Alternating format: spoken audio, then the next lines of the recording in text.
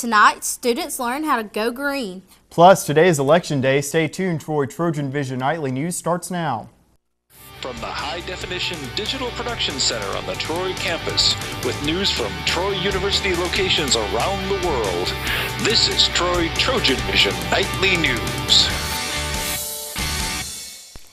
Hello and welcome to Troy TrojanVision Nightly News for November 6, 2012. I'm Rachel Scarborough. And I'm Judson Garner. Thank you for joining us this evening. America voted for who is going to be, or America is voting rather, for who's going to be the next commander-in-chief today for the next presidential term. Videographer Shay Waits and I went out to see how voting was going in Pike County. Decision 2012 is underway. Today is moving on and the clock ticks as presidential nominees wait to hear their fate. And according to poll workers, as expected, the citizens of Pike County showed up in droves today for this monumental election. It's been steady. It was since 7 o'clock. We got 1,300 and something. Residents of Pike County reflect on what really brought them to the polls this time around. Everybody has their certain opinion about, election day, what party to vote for, who's right, who's wrong. So, when certain beliefs are touched, they kind of make you want to stand up for what you believe in. I think, one, the economy is one of the big issues that affecting people, and the sequestration that's going on. I think they're trying to get the candidate they want in to maybe eliminate that. Social responsibility involved with. A lot of people feel like they have to vote for the candidate they feel represents their personal values best, and I think a lot of people are mainly just, I won't say selfish, but I'll definitely say they're wanting to preserve what they hold dearest to them. SGA President Thompson has been encouraging students to pay closer attention when they go to the polls to local and state issues. While the presidential election is important, and while it has serious national implications, do not overlook the statewide and local elections that you'll be voting on tomorrow. Those arguably have more of a direct impact than the presidential election does on our student body and on residents of this area. Voting is going to end at 7 o'clock. If you're a Pike County resident and you still haven't had the chance to go vote and you have questions, go to the Pike County Board of Registrars.com. There are over 800 international students on Troy's campus, and this week they are getting to share their culture to their American friends.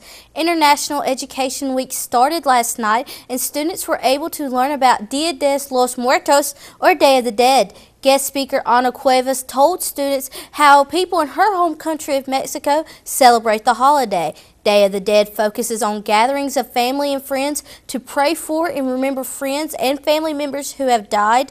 The Dean of College and Communication and Fine Arts says that learning other cultures can help one better understand the international community.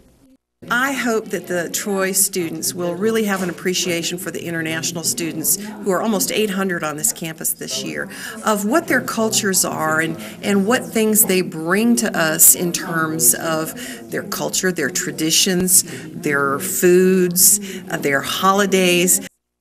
The next event for International Education Week will be a dance on the square by a visiting scholar of dance from China. Well, Judson, all this semester, Troy's Office of Service Learning has been trying to get students more engaged in civic issues. Yeah, that's right, Rachel. And the latest installment of their civic engagement series opened a discussion about going green. Deoutra Montgomery has more.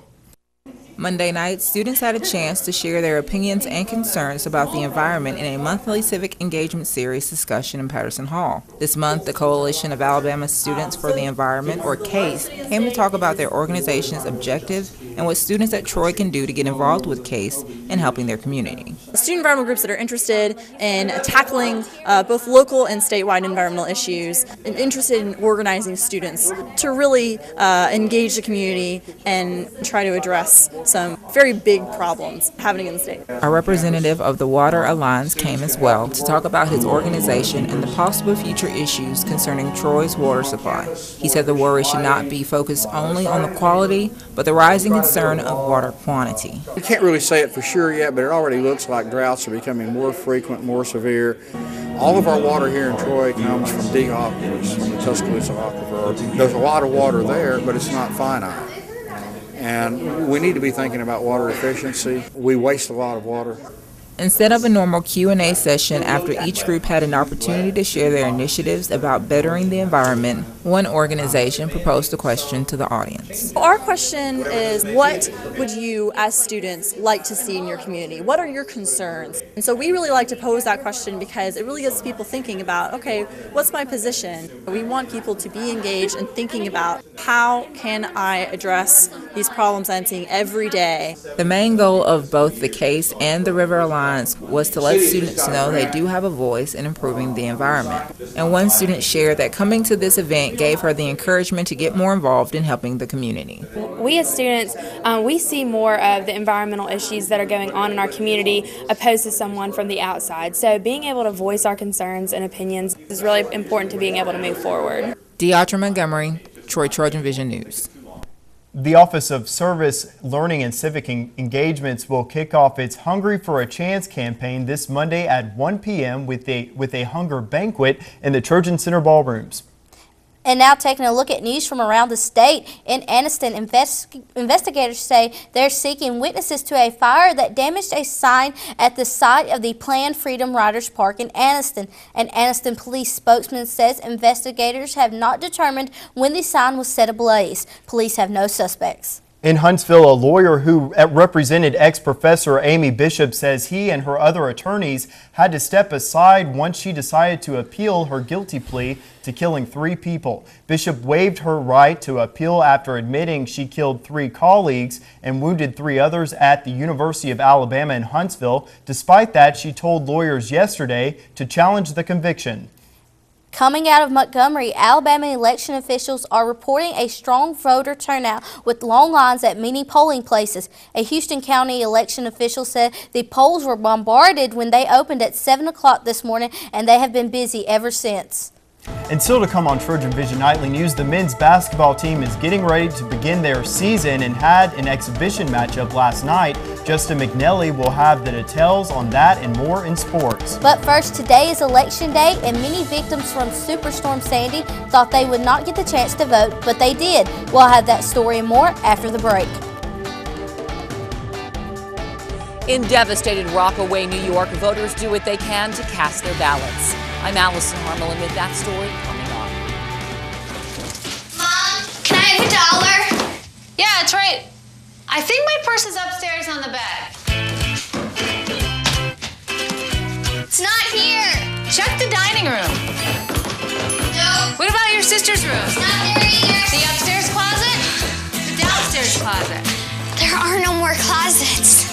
Moms everywhere are finding ways to keep kids active and healthy. Get ideas, get involved, get going at letsmove.gov. Our Eat Troy program is one of the largest in Troy University. So whether students take classes in Tennessee or in South Korea or Japan or Vietnam, there is no difference in quality. Get your degree on your terms with eTroy online degree programs. Flexible, accredited, respected across the globe. Troy University, it's all you need to know. My name is Dr. Lee, Troy University College of Education, and I choose Troy. From the high-definition digital production studios of Troy University, you're watching the award-winning TrojanVision Nightly News. For a look at what's happening across the nation and around the world, we'll go to Rachel Scarborough at the Global News Desk. Rachel? Thanks, Judson. Millions of Americans are casting their ballots in an extremely tight presidential race. Both sides are campaigning in the battleground states up to the very end. Danielle Nottingham is in President Obama's hometown of Chicago, and Susan McGinnis is in Boston, where Mitt Romney voted this morning. We begin with Danielle Nottingham in Chicago. President Obama stopped by one of his Chicago campaign offices to thank volunteers. Hi, is this Jill? Hey, this is Barack Obama. This is your president. The president also reached out to TV audiences in crucial battleground states. I hope that I have a chance over the next 4 years to fight for the people of Ohio as hard as I've fought for them these last 4 years. Ohio is so important in this tight race. Vice President Biden made a last-minute stop in Cleveland. Earlier in the day, he cast his own ballot in Delaware. The vice president ends his day here, where he'll watch the results come in with the president. I'm Danielle Nottingham in Chicago. I'm Susan McGinnis in Boston. The White House Republican hopeful spent Election Day doing some 11th hour campaigning in Ohio and Pennsylvania. Mitt Romney and his running mate Paul Ryan thanked volunteers and supporters at a campaign office near Cleveland. I'm so optimistic, not just about the results of the election, but optimistic about what's ahead for America. They also stopped for a late lunch at Wendy's. Wendy's was invented in Ohio. There's no better place to get lunch than at Wendy's, right? Romney then headed to Pittsburgh, and Ryan made a final campaign swing to Richmond, Virginia. Earlier in the day, Romney and his wife Ann cast their ballots in their hometown of Belmont, Massachusetts. Ryan voted for himself twice in Wisconsin, where he's also running for re-election to Congress. Election Day will go down in history for residents in hurricane-battered areas. Polling stations have been relocated throughout parts of New York and New Jersey, but even voters without power or transportation are managing to cast their ballots. Allison Harmelin is in Rockaway section of New York City. Bill Gelhaus left home on his bicycle in search of a place to vote. We were just circling around, figuring out where the biggest spots were where people could be. These tents mark the spot where residents of New York's devastated Rockaways are casting their ballots. Election officials brought in generators to power the polls, a giant relief for voters who thought they were out of luck. I'm scared to death that I wasn't going to get an opportunity to vote. I actually thought they were going to cancel the voting for this whole entire area. Just blocks away from the polling tents, this is the kind of damage that's still all over Rockaway. But residents say they won't let it stop them from voting. Without power, poll workers have struggled to spread the word about their makeshift location, but voters streamed in steadily all day. We don't want Sandy to take away anything more than she already has. It's cold inside, but the system held up despite moments of confusion. New York's governor said voters could cast ballots at any polling place they could reach, but still some were turned away. Because I came here and they sent me away, and you know, every little vote counts, and I was trying to cast mine. Thousands of New York residents have lost their homes, many more are living without heat or hot water. But election officials report heavy turnout, voters saying the disaster has made them more determined than ever to cast their votes. Allison Harmelin for CBS News, Rockaway, New York. And that wraps things up from the Global News Desk. To see more stories from across the country and around the world, such as how we could be creating a super sinus bug resistant to the medicine we take, you can tune into Trojan Vision Global News right after the nightly news. Now back to you, Judson. Thank you, Rachel. And now Justin McNally joins us for a look at sports. So, Justin, this Friday, the Trojans men's basketball team are going to have, I guess, their first official action as they play Mississippi State. But yesterday, they played sort of a practice game with the team from way up north. That's right. The Trojan basketball team actually had a little exhibition game with the University of University of Alaska Anchorage. You know, just had a little fun out there, you know, getting the season started off. But I'll get to that and more here in sports. All right. As the saying goes, when one door closes, one more opens.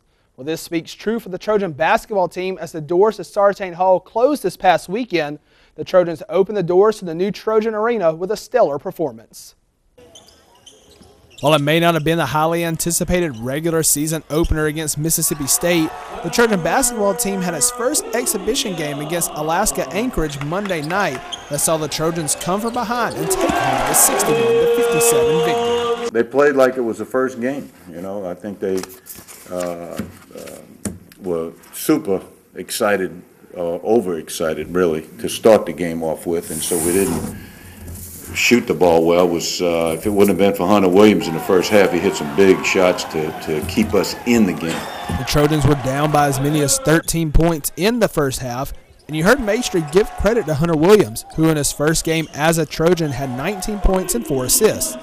Williams talks about his first performance as a Troy Trojan. I mean, I think I'm a pretty unselfish player. I mean, basically I'm not looking for my shot necessarily. I'm looking for the best shot of the team. And basically I'm just the guy who wants to win. Senior guard Emil Jones sparked a Trojan 10-0 run to begin the second half as he scored 7 straight points. Jeff Mulahi added 8 points off the bench while Josh Warren grabbed 9 rebounds. Jones noticed an immediate improvement with his team in the second half. We came out and played a much better second half. We played well on defense in the first half, and we missed a lot of shots in the first half, and I think that the jitterbug showed. But we came out in the second half, calmed down, and played our game. And even though it was not the best performance from his team on the stat sheet, Maestri was proud of his team's resiliency. Not a great shooting night, but the fact that you could overcome that and stay concentrate on what you were supposed to do. Season game for the Trojans will be this Friday night at the new Trojan Arena against Mississippi State. Tip-off is set for 7 o'clock. And with the number 2 seed all but in their grasp, the Trojan volleyball team has 2 crucial matches this weekend to keep those chances alive. The Trojans will travel to Miami to play FIU, who needs a win to stay alive in the hunt for the final playoff spot. So the Trojans can expect a tough match from them. The Trojans will then play the last ranked team in the Sun Belt in FAU. The Trojans had defeated both teams earlier this year, and while the Trojans are not overlooking their opponents, they do have their sights set on a bigger task. We're going to have to win the conference tournament. We lost to some teams that were ranked below us, and that's hurt our ranking a little bit. So, I mean, anything can happen, but more than likely we're going to have to beat Western. That's who I assume would be in the finals, and we're going to have to play really well to beat them. The Trojans will be down in the Sunshine State this weekend to complete the regular season. And while this weekend may not have had the outcome the Trojan football team wanted, the Trojan football team still played a tough game. I know we are throwing the whole moral victory aspect out the window because the Trojans played a win. Putting up over 700 yards in the SEC opponent is not an easy task. As a whole, gives up 352.9 yards of total offense a game. The Trojans had almost 150 yards more than that just through the air alone. And by themselves, Tennessee gives up 483.1 yards a game, another stat that the Trojans blew out of the water. This, however, is not a fluke. If you remember, the Trojans put up 572 yards of total offense against the Mississippi State Bulldogs, who allow on average 378 yards per game. Quarterback Corey Robinson was pleased with his offensive performance. We played about as good as we can play, and it was unfortunate to come up short at the end, but I think it was, uplifting, and I think it showed some of the guys on offense, what we're capable of whenever we play with the amount of confidence that we played with that day. Well, Corey, maybe y'all can have another good offensive game, and hopefully the defense can defend that option attack that Navy brings to the table. The Trojans and the Midshipmen will kick off this Saturday at 2:30 at Veterans Memorial Stadium.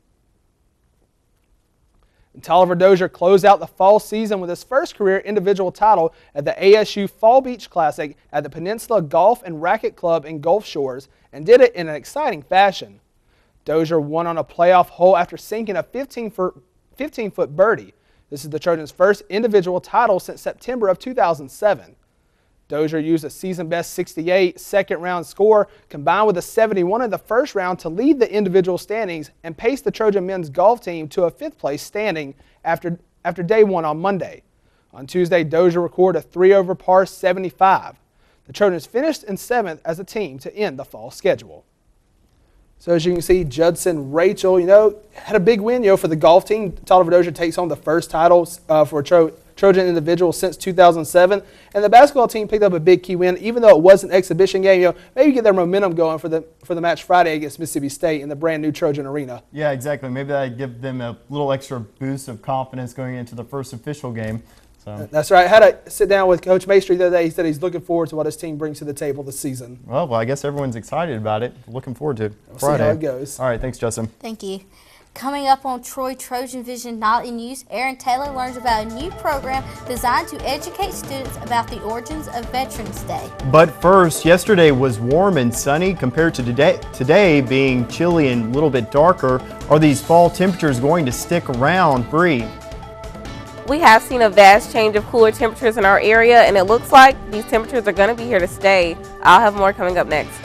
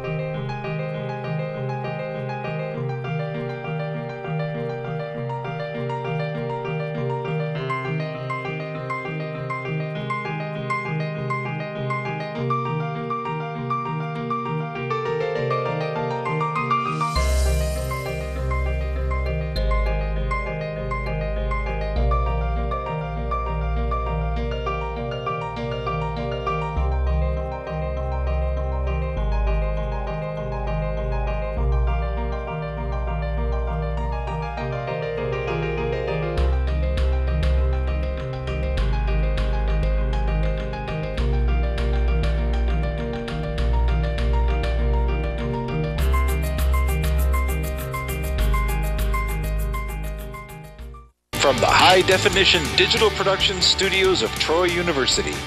You're watching the award-winning TrojanVision Nightly News. And now Bree Sanders, sorry. And now Bree Sanders joins us for a look at weather. So Bree, last night it rained. What should we expect for the rest of the week? Well, we have been experiencing a lot of cooler temperatures in our area because of that rain, and it looks like those temperatures might be sticking around for a while. I'll get more into that in just a moment, though. First, let's take a look at our campus snapshot. Right now on campus, we see that the sun is almost completely gone out of the sky. Daylight saving time has definitely hit us, so now we're experiencing darker evenings a lot earlier than what we've been seeing lately. As we look at our current conditions right now, we have mostly cloudy skies in our area, temperatures at 59 degrees, dew points at 43 degrees.